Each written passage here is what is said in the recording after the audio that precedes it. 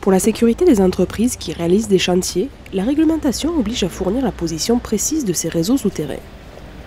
Gros travail de fond que RDF vient de mettre en pratique sur la région Languedoc-Roussillon et a choisi Alès comme ville pilote.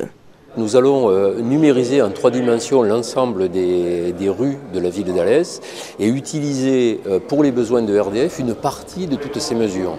Donc on aura quelque part sur un ordinateur des mesures qui ne nous sont pas utiles et l'idée c'est de les mettre à disposition de la commune d'Alès pour son propre usage, puisqu'en fait nous répondons à une évolution récente de la réglementation qui touche l'opérateur de réseau ERDF, mais qui touche aussi les collectivités dans toute la gestion des réseaux qu'elles gèrent. Une convention a donc été signée entre la municipalité et ERDF. Pendant 5 semaines, l'entière ville d'Alès a été numérisée au peigne fin, à dos de voiture et à dos d'homme.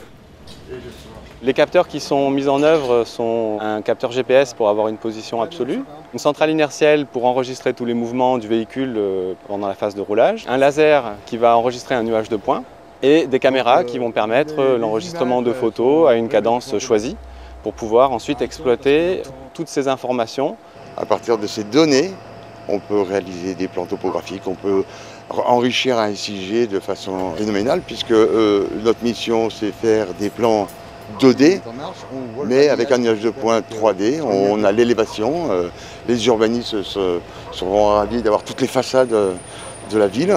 Ceux qui s'occupent de la végétation verront toutes les essences, tous les arbres. On verra les éclairages publics, on verra les fascinations. Toutes ces informations seront acquises.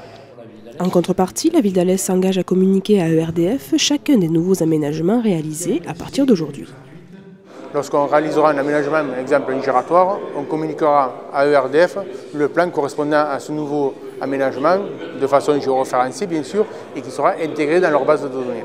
Donc effectivement, ça permettra d'avoir en permanence une base de données à jour sur notre territoire.